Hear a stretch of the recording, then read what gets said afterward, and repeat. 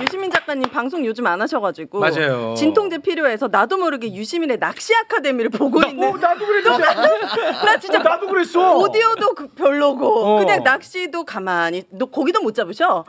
근데 그거 막 드시고 있는데 보기만 해도 뭔가 안 좋은. 나도 그래. 아니 그리고 녹화 기준으로 어제 이제 또 새로운 영상 하나 떠가지고 거기서 윤석열 풀려난 이야기를 좀 해줄까 싶어서 들었는데 그 한참 전에 찍으신 거더만.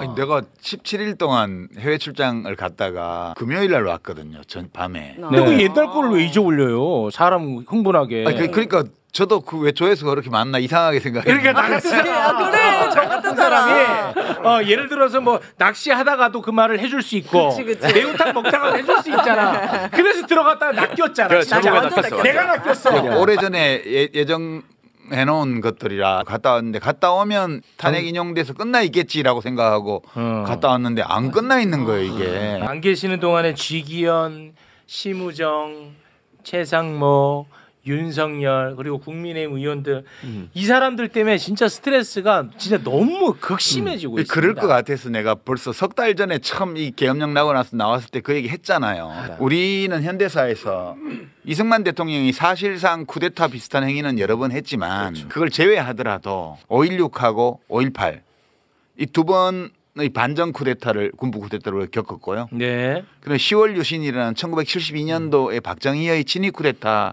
또 겪었어요. 그러니까 두 번의 성공한 반정 쿠데타와 성공한 친위 쿠데타를 견디면서 이만큼 온 국민이잖아요. 위대하다. 이번에는 현직 대통령의 실패한 친위 쿠데타를 지금 겪고 있는 거예요. 그러니까 이게 우리 현대사에서 실패한 친위 쿠데타 처음이거든.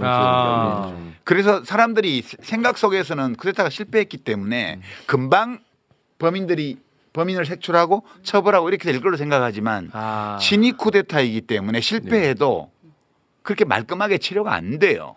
왜냐하면 그 내란의 공범 또는 잔당들이 윤석열이 임명한 모든 권력기관의 책임자들 가운데 그 사람들이 다 퍼져 있잖아요. 그대로예요. 뭐 하나라도 될 수가 없어요. 네. 그러니까 지금 이만큼 온 것만 해도 럭키비키야. 그렇긴 하네. 또. 요새 오동훈 공수처장 봐요. 누가 임명했어요? 윤석열이 임명했어. 근데 결국은 윤석열을 잡아들였잖아요. 네. 풀어준 건 지기현 판사하고 그 두 사람의 배석 판사하고 심우정 검찰총장이 풀어줬죠. 네. 합법적으로 탈옥을 시켰지만 어쨌든 이 윤석열이 장악하고 있던 모든 권력기관들이 다 잔당이나 공범은 또 아니잖아.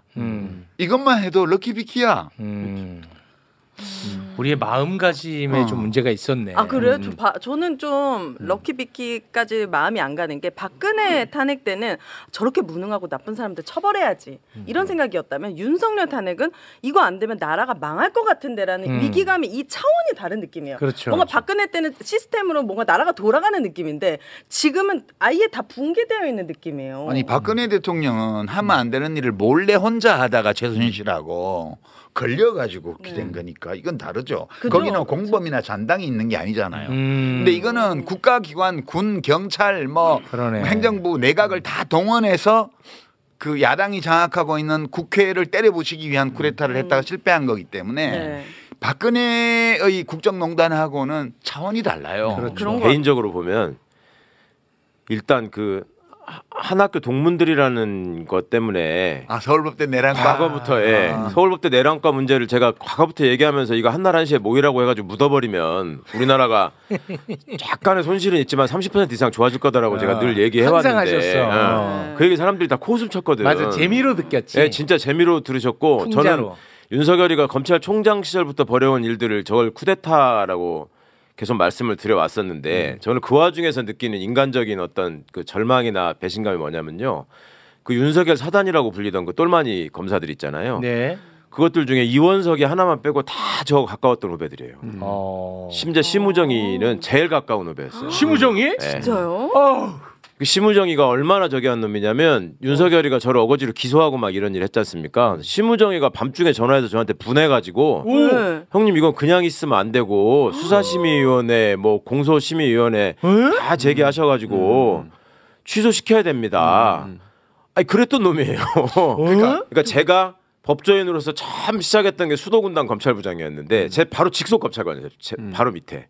근데 그때부터 쌓아왔던 이게 30년간의 어떤 인연이나 그 사람에 대한 인식이라는 게 있잖아요. 어떤 이게 얘는 사람으로서 내가 그 믿을 수 있다라는 게 있었는데 그렇겠죠. 이번에 하는 행동을 보면서 내가 아는 심우정이하고 검찰총장 심우정이가 이렇게 달랐구나. 근데 내가 속았구나. 속은 게 아니야. 야, 그 근데 생각이 너무 나보다 훨씬 고통스럽게 약간 위로가 돼. 그러니까 얼마나 힘들겠어. 그런 차원에서 내가 말씀을 아니 드리는 진짜로 거예요, 지금. 나보다는 훨씬 힘들 거 아니야. 그러니까 속은 저를- 게 아니고 네. 그때 전화해서 비분관계했던 심우정도 진짜고 예. 아 진짜요? 이번에 지귀현 판사의 판결을 네. 빙자해서 윤석열을 풀어준 심우정도 진짜예요. 예. 응? 우와. 그러니까 이제 우리가 이제 어떤 사람들의 행위를 비평을 할 때 저 나쁜 놈이니까 저런 짓을 하는 거야 이러면 그건 비평이 아니에요. 그러니까 우리가 어떤 사람의 행위를 비평을 할 때는 누군가가 어떤 행동을 했잖아요. 네. 그러면 그 행동은 어떤 의지의 표현이에요. 행동이 우연히 나오는 게 아니잖아요. 네. 어떤 사람이 어떤 선택을 하거나 행동을 하면 그것은 그 사람의 의지가 개입된 거예요. 네. 그러면 어떤 사람이 의지를 가지고 뭘 할 때는 목적이 있어요. 그렇겠죠. 목적이 어떤 네. 추구하는 목적이. 그리고 그 사람이 그런 목적을 왜 가지게 됐을까를 생각해 보면 그 사람을 이해할 수 있어요. 아니 근데 이번 건은 과거에는 권력 비판적 심우정의 모습. 근데 지금은 권력 옹호적 심우정의 모습. 너무 상반되잖아요. 그때도 최강욱 의원은 권력자였나? 권력을 갖고 있었다. 그런 차원에서 아 그런 거예요? 그런데 지금 아, 심우정은 그런 거야? 권력에 충성하는 게 아니에요. 아니에요? 윤석열은 이미 직무가 정지돼 있잖아요. 네. 그리고 헌법재판소에서 99.99% 그러니까 우리 말에 만에 하나 탄핵이 기각되면 이렇게 표현하죠. 만에 하나를 퍼센티지로 하면 10,000분의 1이니까 0.01%야. 한 그 정도의 가능성으로 기각이나 각하 가능성이 있고 99.99%의 확률로 탄핵 인용이에요. 그 조건에서 충성할 이유는 없어요. 그렇죠. 다른 이유가 있는 거죠. 그러니까 제가 그 출장 가기 전에 여기 한번 나왔을 때 그 얘기 했는데 지가 살려고 하는. 네, 수상하다고 심우정 네. 두서없이 얘기하자고 지귀현 판사의 그 판결을 두고 사법부의 판단이다 법원의 판단이다 이런 식의 보도를 많이 하던데 말로도 그렇게 하고 법원이 어떻게 판단을 해요? 법원이라는 조직은 판결하지 않아요. 사법부라는 건 존재하지 않아요. 그것은 지귀현 부장판사가 배석판사 둘이 딱 교체된 직후에 그냥 자기 독단으로 한 판결이라고요. 네. 그러니까 날로 계산해라 하고 법에 돼 있는데 시간으로 계산해서 위법 판결이거든요. 네. 그다음에 체포적부심이든 구속적부심이든 그렇게 해서 다 산입하지 않도록 돼 있는데 그렇죠. 산입했잖아요. 네. 그것도 위법이에요. 그러니까 그렇습니다. 그 사람이 그런 판단을 할 수는 있어요. 아 이건 시간으로 계산하는 게 맞아. 인권보호 측면에서 할 수 있는데 그거는 판사직위원의 생각이지 사법부나 법원의 생각이 아니에요. 그렇죠. 윤석열을 구속 기간이 지나서 기소되었다라고 판단함으로써 풀어주려고 한 거잖아요. 그렇죠. 지귀현 판사가 왜 그랬냐는 상관없이 이 사람은 위법 판결을 했어요. 그러니까 우리가 이 사건에서 어떤 질문을 떠올리게 되냐 하면 위법 판결을 하는 판사를 어떻게 하지? 어떻게 해요? 라는 질문이 올라와요 바로. 근데 그 사람이 지금 내란 사건의 재판장이야 또. 또 맞아요. 1심 재판. 그러니까 구속 기간 계산과 관련해서 위법 판결을 한 판사가 계속 관련자들의 사건을 재판하고 있는데 이거를 어떻게 하지를 못해. 어떻게 못해? 아 못해요. 이게 진짜 웃기는 거예요. 이게 이거를 문제를 삼아서 판사를 탄핵하잖아요. 그럼 또 헌법재판소로 가요. 헌법재판소 또 기각할 거예요. 아. 왜 그러냐 하면 지금 우리나라의 사법 시스템이 어떻게 돼 있냐면 어떤 운전기사가 버스 운전기사가 100원짜리 없을 때 하나씩 빼가지고 커피 자판기에 커피를 빼먹었어요. 그 8번 빼먹어서 800원을 횡령했다고 회사에서 해고를 했는데 그 해고가 정당하다고 판결한 판사가 대법관이 돼 있잖아요. 진짜요? 그런데 헌법재판관들은 지금 모든 탄핵 사건에서 지금 8명 전부 다 탄핵 기각을 했습니다. 맞습니다. 이제 이진숙부터 시작해서 검사들까지. 네. 근데 어떤 건 전원일치 기각, 어떤 건 4대4 기각 이렇게 돼 있는데 고위급 공직자에게 민간 버스 회사의 운전기사보다 더 느슨한 기준을 적용하는 거예요. 이게 말이 되냐고. 말이 되냐고 이게. 그러니까.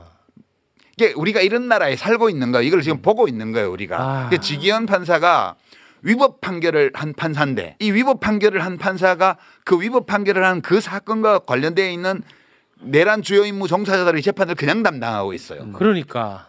이제 이게 우리 사는 세상이에요. 지금. 이 미칠 노릇이야 그게. 심우정은 심우정이.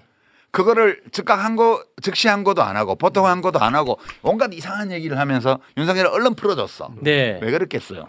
자기 연루돼 빨리 있으니까. 가서 증거인멸하라는 거지. 우리가 어떤 대상의 행위를 이해를 하려고 할 때 그 사람이 어떤 목적을 가지고 그 목적을 이루는 의지를 가지고 어떤 행위를 했다 이렇게 봐야지. 네. 심우정은 그냥 권력의 아버는 나쁜 놈이니까 이렇게 말하면 이게 해석이 안 돼요. 그렇지. 그러니까 심우정 검찰총장은 자기 자신을 보호하기 위해서 그렇죠. 그 일을 했다고 봐야 돼요. 그러니까 네. 지금 윤석열은 관저로 돌아가서 신나게 증거인멸을 하고 있는 거죠. 왜냐하면 비서실장이 옆에 막 그 석방돼서 나올 때 정진석 비서실장이 따라다니고 네, 따라왔어요. 지금 직무정지된 대통령인데 비서실장이 그 옆에 왜 나타나? 그러니까. 지금 비서실장은 최상목인지 최하목인지 최하목. 보좌해야 돼요. 지금 규정상. 네. 그러니까 지금 불법을 마구잡이로 저지르고 있는 중이에요. 지금도. 맞습니다. 그러니까 지금 윤석열이 석방되어서 조용하다고 그러는데 뭐 하고 있냐. 열심히 증거인멸하고 있고. 그리고 심우정 검찰총장과 그 검찰 수뇌부의 내란 관련성을 입증할 증거. 비화폰. 이 비화폰 내역이라든가 뭐 이런 것들을 열심히 삭제해 주기를 바라는 마음으로 그걸 했으리라고 우리가 추측할 수 있는 거죠. 이거 아니면 네. 검찰총장이 직접 지휘를 해서 석방 지휘를 한 이 행위를 우리가 해석하는 게 불가능해요. 그러니까 유일하게 그 행위를 해석할 수 있는 가설이 네. 심우정 검찰총장이 자기 자신을 지키기 위해서 그렇게 했다 이렇게 보는 거죠. 지금 이게 우리 대한민국의 상황이에요. 네. 이런 상황에서 실패한 내란이 신속하게 이게 진압되겠냐고요. 어려워. 그러니까 이게 지금 우리가 답답한데 네. 이 무력감을 느끼잖아요. 맞아요. 저 지기현 판사가 계속 재판을 하고 있고 저 지지스한 검찰총장이 멀쩡히 나와가지고 돌아다니고 업무 수행을 하고 있고 내란 속의 피의자는 집에 들어앉아서 뭘 하는지 아무도 모르고 헌법재판소는 말이 없고 네. 이게 지금 우리가 겪는 상황이에요. 이 상황인데 모든 행위 주체들이 자기의 목적을 위해서 지금 하고 있는 거예요. 이게 지금 우리 대한민국의 상황이거든요. 네. 이거를 확실하게 인식해야 괜시리 열받지 않고 우리가 뭘 해야 될지를 차분히 생각하고 뭘 할 수가 있어요. 네. 그냥 화나면 이성적인 판단을 하기가 점점 어려워져요. 이게 우리의 현실이다는 점을 분명히 하면서 근데 제가 이제 화가 나는 이유가 한 가지가 빠진 게 있어요. 우리 작가님이 말씀하신 것 중에 이 내란 종식이 더뎌서 화가 나는 것도 있어요. 그게 뭐 제일 크겠죠. 근데 또 한편으로는 우리 사회에 고위 공직자라는 사람들의 그 정말 허접한 모습을 내가 진짜 여실히 지켜봐야 되는 거야. 있는 괴롭죠. 그대로. 너무 괴로운 거야. 야, 이런 사람들이 대한민국을 운영했어? 이런 사람들이 대한민국 고위공직자였어? 이게 너무 고통스러운 거예요, 저는. 두 분도 그러세요? 전 진짜 고통스럽거든요. 저는 그거는 어느 정도 알고 있었는데 드러나서 다행이라고 저는 오히려 안도하는 측면이 좀 있고 제 고통은 그거예요. 그러니까 그 멀쩡하게 어릴 때부터 내가 진짜 코 닦아주면서 키웠던 놈들이 등 뒤에서 칼을 꽂고 있는 이 모습. 그러니까 고발사주 고발장을 썼던 손준성이, 그다음에 무슨 저 금융감독원장 이복현이, 무슨 저 간첩 사건 조작했던 뭐 이시원이 공직기관 비서관도 하고. 뭐 이런 것들 다 그런 것들이야. 아니, 손준성도 아는 사이예요? 아이 그럼. 그러니까 근데 최강욱을 고발사주 고발한 거야? 그러니까 이게 얼마나 기가 막혔어요. 근데 그 얘기를 나 난 처음 또 듣는데. 아니요 여러 번 얘기했어. 그래서 걔들이 한때 손준성은 최강욱 라인이지 윤석열 라인이라 아니라고 했던 적도 있어. 지들이 해명한다고. 그런 상황이에요 저는. 근데 그거를 또 제가 또 이뻐하는 후배라고 또 집에까지 다 데리고 가가지고 고기 구워 먹이면서 우리 애들이나 뭐 집사람도 다 알고 당신 후배들은 참 착해 당신이 부르면 그렇게 찍소리 못하고 따라오는 거 보면 뭐 이런 것들이 진짜로? 싹 다 저거야. 그러니 와. 근데 인간적인 회의감을 느낀다니까요. 그러네. 저보다 더하네. 크게 위로됩니다. 자기는 매불쇼에서 김웅한테 한 번 당하고도 맛이 갔잖아. 나는 크게 위로됩니다. 아니 이게 일상이야 일상. 지금. 위로됩니다 이거. 아니 그럼 제가 궁금한 게 이런 뭐 최고 엘리트들이 뭐 공동체 의식이나 이타심까지는 바라지 않지만 최소한의 없어. 양심이나 염치, 없어. 부끄러움을 왜 이렇게 모르는 거야? 없어. 그러니까 그러니까 이유가 자기 뭐예요? 이익을 없어요. 위해서 막무가내로 나가는 것까지야 내가 뭐 동의는 안 하지만 이해할 수 있다고 죠. 그런데 몰래 뭐 하거나 이런 게 없어요. 최상목이 봐요. 자기는 위헌 판결 난 것도 안 따라. 그런데 거부권 행사할 땐 꼬박꼬박 얘기하는 게 위헌의 소지가 있어서 거부권 행사한대. 아니 현재 결정이 나오면 승복해달라고 국민한테 호소하는데 못 따내고 니나 해 니나. 화내지 말라며. 그러니까 국민을 개 돼지 바보로 보는 아니, 거예요. 그러니까 최소한의 염치가 없는 모습에 그렇게 괴롭다는 아니라니까. 최상목도 그렇게 하지 않으면 안 되는 불가피한 사유가 있는 거야. 거야. 이게 지금 제가 볼 때는 다 내란 공범 잔당들이에요. 그렇죠. 그 증거를 다 인멸해야 자기가 살 수 있어요. 그렇죠. 그래 시간이 필요해. 그러니까 너무 뻔뻔하게 현재 결정이 나오면 모두 다 승복해달라고 국민들께 절박하게 호소드립니다 이렇게 얘기하면서 지는 안 지켜. 네. 안 지켜. 근데 그걸 화가 나는 게 아니라 내가 소리를 지르는 거는 화를 내는 게 아니고 웃기는 거야 한마디로. 웃겨서 그냥 웃겨서 혼내는 거야. 혼내는 거야. 그러니까 그 사람이 바보가 아닌데 자기가 하는 언행이 앞뒤가 맞지 않다는 걸 본인이 모르겠냐고요. 알겠죠. 근데 그 본인은 얼마나 괴롭겠어. 이게 인지 부조화라는 건데 내가 옳지 않은 논리적으로 앞뒤가 안 맞는 짓을 하고 있어. 근데 내가 살기 위해서는 어쩔 수 없이 이걸 해야 돼. 라고 생각할 때 그 생기는 인지 부조화와 그로 인한 심적인 갈등 있죠.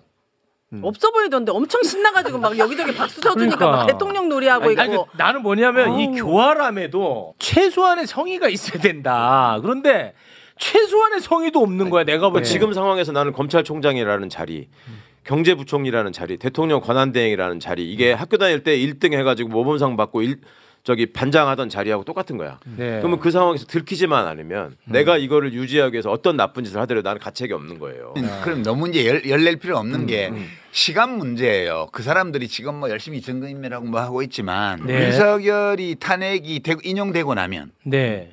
새 정부가 들어서고 나면 어차피 그때는 거부권을 발동을 못하기 때문에 최상목이 권한대행을 탄핵 안 당하고 끝까지 하더라도 그래봤자 60일이에요. 그러고 나면 다시 특검을 도입을 해서 그때라면 국회도 이제 다수고 그다음에 행정권도 가지게 되잖아요. 그럼 특검을 도입해서 수사를 하면 다 밝힐 수 있어요. 그러니까 시간 문제야. 근데 문제는 탄핵 인용이 빨리 나야지. 그렇죠. 그게 안 나니까 지금 사람들이 불안한 거잖아. 네. 그 탄핵 인용과 관련해 가지고 극우 쪽은 이재명 대표의 그 사법부 판결과 함께 뭔가 지금 조율에 들어가는 것 아니냐 뭐 이런 해석들이 나오고 있더라고요. 그쪽은 희망사항이죠. 우리가 보통 음모론에 빠질 때는 누군가가 어떤 주체가 있어서 이 전체적인 상황을 다 파악하고 지휘하고 기획하고 실행하고 이렇게 할 수 있는 어떤 행동의 단위가 있다고 가정을 하면 네. 그게 돼요. 아, 근데 지금 그런 상황은 아니에요. 지금은 혼돈이에요. 지금은 그래요. 어느 세력 어떤 개인도 상황을 장악하고 있지 않아요. 그러면 좀 낫지. 그러니까 이제 오동훈 공수처장이 요새 전투력 예, 최고입니다. 전투력 지금. 만렙돼가지고 예. 국회 가고 막 국힘의원들하고 막 지지고 볶잖아요. 그 모습도 재밌어. 어떻게 국민의힘하고 써? 네. 김용남 변호인가 보다 더 많이 배웠지. 각자가 저마다의 의지를 가지고 저마다의 목표를 추구하면서 저마다의 권한을 가지고 저마다의 방식으로 이 상황에 대처하고 누구도 상황을 장악하고 있지 않다. 그러니까 사실 지난번 박근혜 탄핵도 8대 0으로 만장일치 판결이 났잖아요. 네. 그때 제가 JTBC 썰전을 하고 있을 때인데 그 전원책 변호사님이 뭐라고 하시냐면 5대 2는 확실하대. 그때도 8명이었거든. 제가 그때 녹화장에서 8대 0이에요. 네. 8대 0 될 수밖에 없어요. 저는 그렇게 얘기를 했어요. 네. 그러니까 나름 정보를 갖고 있다고 막 이래가지고 하는데 아니야. 아니야, 그거는. 그러니까 지금 우리가 헌법재판소에 대해서는 아니 솔직히 헌법재판관들에게 물어보자고요. 이 일이 그렇게 최종 변론하고 3주가 넘도록 결정을 못할 일이냐고 이게. 아, 그건 그러니까요. 아니지. 그건 아니지. 그럼 왜 이러는 거예요? 그러니까 문제야. 왜 이러는 거냐니까. 왜? 그러니까 뭔가 사정이 있는 거예요 안에. 헌법재판관들 사이에 뭔가 사정이 있는 거예요. 이게는 국회 소추단에서 제기한 5가지 쟁점이 있잖아요. 이 5개의 사실관계를 확인하고 확인된 사실들에 미루어 볼 때 헌법 위반이 있었느냐를 판단하고 이 헌법 위반이 중대한지에 대해서 살피고 네. 그리고 헌법소 의지가 없다는 거는 윤석열의 지금까지 행태를 볼 때 명백하잖아요. 명백하죠. 그러니까 이렇게 따지면 내가 보기에 하루면 끝날 일이야. 그럼요. 네. 근데 이거를 지금 3주씩이나 끌면서 못하는 이유가 뭔데? 라고 지금 국민들은 헌법재판소에 묻고 있는 거예요. 맞아요. 맞습니다. 근데 헌법재판소는 취재가 안 돼. 최강욱 변호사 어때요? 취재돼요? 취재 안 되죠. 불가능하죠. 그건 좋은 것 같아요. 우리 누구도 아무 정보가 없어요. 맞습니다. 근데 이제 불안하니까 작은 단서로 예, 이제 해석하는 누군가가 거지. 뒤에서 조종하고 있다고 생각하면 어떤 주체가 이 상황을 장악하고 있다고 믿으면 윤석열 지지자들 중에서는 혹시 좌파들이 장악하고 있는 거 아니야라고 의심을 하면서 헌재를 가로로 만들겠다고 지금까지 한 거고 네. 그 헌재가 계속 시간을 끄니까 아니 그게 아닌가 봐 헌재가 우리 편이 맞나 봐 이렇게 돼서 지금 희망회를 돌리는 거고 네. 헌법 소호 세력 쪽에서는 8대 0에 이건 따져볼 것도 없어 라고 했는데 결정이 안 나고 있으니까 불안해지는 거예요. 네. 그러니까 이게 권력 엘리트 카르텔 법조 카르텔 이 뒤로 파고 들어서 윤석열 쪽에서 공작해가지고 기각시키는 거 아니야? 이게 불안한 거예요. 맞아요. 그러니까 현재 멱살 잡고 싶다고 그러고 막 난리잖아 지금. 네. 아무 정보가 없어요. 이거 판단할 수 있는. 그러니까 이럴 때는 우리가 상식을 믿어요. 우리 대한민국 권력 엘리트들이 엉망이라고 그랬지만 그 진단에 일부 동의하면서 동의 안 하는 거는 그 권력 엘리트들과 함께 대한민국이 여기까지 왔어요. 놀랍지 않아요? 그러니까 우리는 우리가 부족함이 많다는 점을 성찰적으로 인식하고 개선하려고 의지를 품고 자기 비판적으로 우리 사회를 분석하고 그리고 잘못된 것을 뜯어고치고 노력하고 이건 좋은 태도인데 네. 자기 비하를 할 필요는 없다는 거예요. 어. 헌법재판관들도 성향이 보수적이고 그런 건 분명해요. 진보 성향 거의 없습니다. 대부분이 다 보수 성향이에요. 판사는 원래 그래요. 이 실정법 가지고 하는 직업이기 때문에. 근데 그 사람들도 여기서 탄핵을 기각하면 무슨 일이 생길지는 알 수 있어요. 계엄 선포 전과 똑같은 상황으로 복귀하는 거잖아요. 네. 근데 뭐가 달라졌냐 하면 계엄을 해도 된다는 허가증을 받아서 복귀하는 그쵸. 거예요. 그건 당연하죠. 그 윤석열이 이러는 거야 이제. 뭐 누구 뭐 장관 탄핵한다 그러고 검사 탄핵한다 그러고 예산안 처리 안 해주고 이러면 특전사 출동시켜. 네. 계엄 발표해. 그러고 막 우리 국회 유리창 막 깨고 다녀. 막 단전 단수하고 막 해. 그래도 괜찮잖아. 들어줄 때까지. 바다에 빠뜨리고요. 그래도 괜찮은 거잖아. 아, 그렇죠. 그러니까 우리나라 볼리비아 되는 거야. 쿠데타가 몇 번 일어났냐? 192번인가 192번째가 몇 달 전에 일어났어. 그 나라는 그냥 쿠데타가 일상이에요. 그래서 이제 우리가 이런 최소한의 상식에 의해서 판단을 해볼 때 이걸 기각한다는 것은 비상계엄을 아무 때나 발동하고 군을 아무 때나 동원할 수 있는 허가증을 주는 거나 다름이 없어요. 네. 그럼 대한민국 어떻게 되냐? 볼리비아 되는 거예요. 이 상황을 헌법재판관들이 생각을 안 할 수가 없어요. 그래서 저는 아무 정보가 없기 때문에 어떻게 생각하냐면 그냥 빨리 좀 하지. 그래요. 아니 이게 그렇게 3주씩이나 끌 일이야? 아 진짜 그들만의 세상에 사는구나 이 사람들. 국민들 얼마나 다급한지는 나 모르고. 이제 왜 이렇게 끊느냐 뻔한 걸 가지고 네. 저도 그거를 계속 생각을 해봤는데 이제 여러 가지 설이 있었잖아요. 누가 하나가 찡짜를 붙는다, 뭐 시비를 붙어가지고 뭐 어쩌고 있다라는 얘기가 있었는데 그러면 그 하나는 왜 그럴까? 있다고 치고 있다면 예, 개인의 이익에 충실해서 보는 게 사람의 행동을 이해하는데 어찌 보면 가장 효과적인 수단일 수 있잖아요. 그렇게 봤을 때 이 사람들한테 당면한 지금 가장 뚜렷한 이익은 뭐냐? 헌법재판소장 되는 거예요. 망은혁 재판관이 들어가면 9명 완성되잖아요. 네. 망은혁 재판관은 들어갈 수밖에 없잖아요. 이제 그러면 지금 헌법재판소장을 그 중에 한 사람이 하는 거라고요. 네. 근데 그러면 헌법재판소장이 다음 정부에서 소장을 지명할 가능성이 높아요. 왜냐하면 지금 지명해봤자 헌법재판소장은 국회 동의를 거쳐야 되기 때문에 지금 이 사람들이 그 사이에 막 계엄이 나고 판이 뒤집어지니까 나가는 사람들조차도 난가? 이 생각을 하는 상황이에요 지금. 난가병이. 난가가 내가 소장인가? 그런데 나중에 이게 헌법재판소 이제 결국 판결문이 나오잖아요. 그러면 그 안에 다 얘기들이 적히게 되고 이 부분은 누가 강조했고 이 부분은 누가 넣자고 하는 게 다 나올 수밖에 없어요. 그러면 그 과정을 통해서 자기 이 생생낼 게 필요한 거예요 지금. 내가 이거를 이렇게 하자고 했으니 내가 소장이야. 요게 지금 다 있는 거야. 그러면 빨리 해야지. 그러니까 뭐 근데 하는 그 거야? 안에서 자꾸 이렇게 해서 이제 그만 끝내자고 하다 보니까 저기 저렇게 되면은 유시민 소장이 될 가능성이 내 거 한 줄 넣어야지. 최강욱 소장이 돼. 자, 헌법재판관님들 다 좋은데요. 그러니까. 막 그거는 그대들끼리 알아서 하시고. 소장 누가 하든지 말든지. 그 소장 실권도 별로 없으면 명예지. 그 국가의전 서열, 연봉 이런 게 다 영향이 있기 때문에 네. 그 하고 싶어 하는 건 이해를 해. 그거는 그대들끼리 빨리빨리 해결하고 이걸 빨리 선고해야 돼. 빨리. 그런 게 말입니다. 뭐 하는 거야 지금. 빨리 안 돼가지고 국민적 혼란이 있다는 것들도 알 거 아닙니까? 그러니까 뭔가 그 내부에 계속해서 방해하는 누군가가 있지 않겠냐 이런 이제 의심을 하게 되는 것 같아요. 아니 방해한다고 해도 이 국가적인 혼란이나 이런 거에 대해서 심각하게 생각하면 그래 너 그럼 반대하고 네가 독박 써 이렇게 하고 해도 돼. 그렇지. 근데 그 나름의 안장일치가 안 되고 그 나름의 그걸 관통하는 동료의식이라는 게 있어요. 우리는 헌법재판관이다. 그렇지. 근데 우리는 헌법재판관이고 저 구름 위에 있는 사람이야. 그렇지. 그 그들만의 세계에 살고 있어. 예. 그냥 뭐 저 사바 세계에 있는 것들은 그냥 그 니는 원래 떠드는 것들이잖아. 그리고 뭐 중간에 뭐라고 했어. 이걸 빨리 3월 11일까지 해야지 나라 돈 몇백억을 또 아낀다 이런 얘기도 하고 그랬잖아요. 그런 거 다 상관없어요. 그래서 저는 헌법재판관들이 이 정도를 모르지는 않을 것이다. 네. 근데 이렇게 늘어지는 거는 그 내부에서 해결을 해야만 되는데 잘 해결되지 않는 어떤 갈등 요인이 있거나 또는 너무 잘하려고 완벽하게 하려고 한 나머지 시간이 걸리거나 이럴 가능성이 높다고 봐요. 그 윤석열 탈옥 이후에 겁먹어가지고 이렇게 늘어지는 거 아니에요? 솔직히 윤석열이 안 나왔으면 더 빨리 나왔을 수도 있잖아요. 꼭 그런 건 아니고요. 물론 윤석열이 풀려난 거 있잖아요. 네. 이거는 국힘당에 엄청 안 좋거든요, 사실은. 그렇죠. 물론 내란 수계가 풀려나서 뭘 하고 이제 돌아다니지는 않아. 틀림없이 뭐 만성 알코올 중독으로 인한 인지 장애가 심각한 사람이기 때문에 만성 알코올 중독에서 벗어나지 못해요.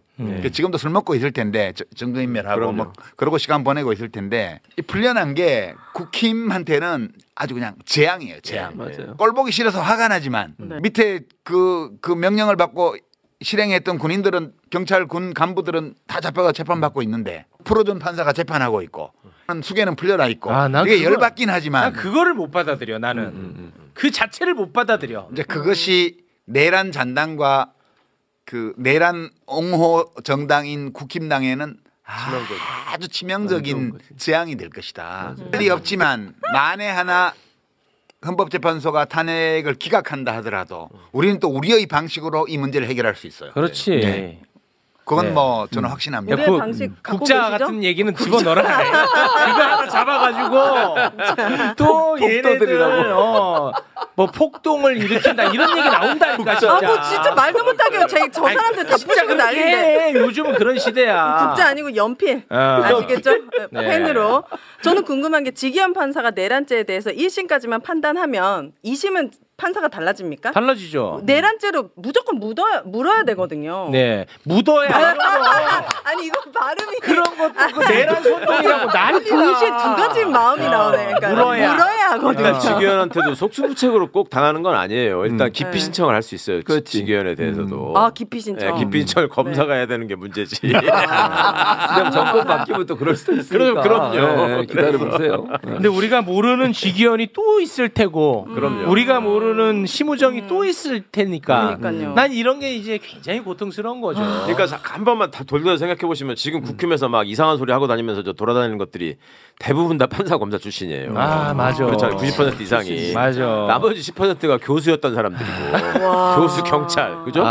근데 그 80, 90% 사람들이 갑자기 멀쩡했는데 국힘 들어가 정치를 하다 보니까 획하닥 해가지고 저런 극우적인 얘기를 하느냐. 그리고 그 한 50대 언저리에 있는 사람들만 그런 생각을 하는 판사 검사가 있었을 뿐이지. 네. 지금은 법원 검찰에 그런 사람이 없을 것 같냐? 다 있지. 아니 다 있어요. 있지. 있었던 것들이 그러고 다니는 거야. 그러니까 땅에 솟아난 게 예, 아니야. 너무 놀라지 마시라고. 원래 있었던 것들이야. 그것들은. 그런 상황 속에서도 여기까지 왔다 이거죠. 네. 맞아요. 뭐 진통 효과 좀 있습니까? 그 한강 작가가 그랬잖아요. 왜 세상은 고통으로 가득하고 또 이토록 아름다운가? 왜 세상은 모순으로 가득한데 또 발전하는가? 예. 역사는 이게 우리가 인간이라서 그런 거예요. 모두 각자가 다 불완전하고 무엇이 궁극적 진리인지 알지 못하며 그리고 선한 의지를 가지고 있는 사람조차도 어떤 환경에 처하냐에 따라서 판단착오를 하고 흔들리고 때로는 좌절감에 빠지고 절망하고 불의와 타협하기도 하고 각자는 다 그렇게 사는데 네. 근데 몇천만 명이 서로 의존하면서 살아가는 이 세상이 지난 70년간 우리가 걸어왔던 길을 생각해 보면 저 말씀이 확실하게 저 입증될 수 있는 게 네. 40년 전으로만 돌아가 보면 그때 밧줄에 묶여가지고 수입과 항소유 썼을 때 유시민 학생이 40년 후에 지금 남미를 가가지고 야 이런 데가 좀 문제가 있구나 네. 이렇게 생각하실 거라고 꿈에도 생각 안 했던 그럼요. 저는 세월이 갔다고요. 지금 제가 뉴욕 맨하탄의 하이라인이라고 해서 이렇게 네. 옛날 철길 이렇게 네. 만들어놓은 우리 서울로 산책로가 같은, 있는데 네. 우리도 그런 거 네. 있죠.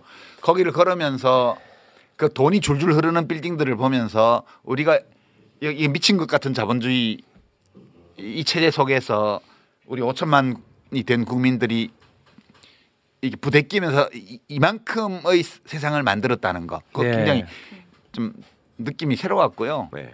좀 뿌듯했어요. 우리 여러 어려움이 있었고 못난 점도 많지만 우리 함께 서로 때로 다투기도 하고 심각하게 이러면서도 잘 해왔잖아요 여기까지. 네. 그러니까 이 힘으로 이 경험으로 앞으로 어떤 일이 생겨도 또 잘해 나갈 수 있을 거야 그렇게 생각하면서 왔어요 저는. 그리고 어려운 싸움을 해보신 분이라 여유가 있으시네. 저보다는 좀 낫네요. 제가 20살 때 가졌던 정치적 소원이 그거였어요. 죽기 전에 한 번이라도 내 손으로 대통령을 뽑아보는 거. 와 아 진짜 20살. 차원이 다른 차원이 다르다. 차원이 달라. 감사하다 또 이런 얘기 들으니까 감사해. 그 불안은 우리의 삶을 좀 먹어요. 비판 의식을 가지고 정신을 바짝 차리고 보더라도 분노에 사로잡힐 필요는 없어요. 알겠습니다. 그거 우리에게 좋지 않아요. 네. 의지만 다지면 돼요. 네. 최악의 경우에도 우리는 해나갈 수 있다.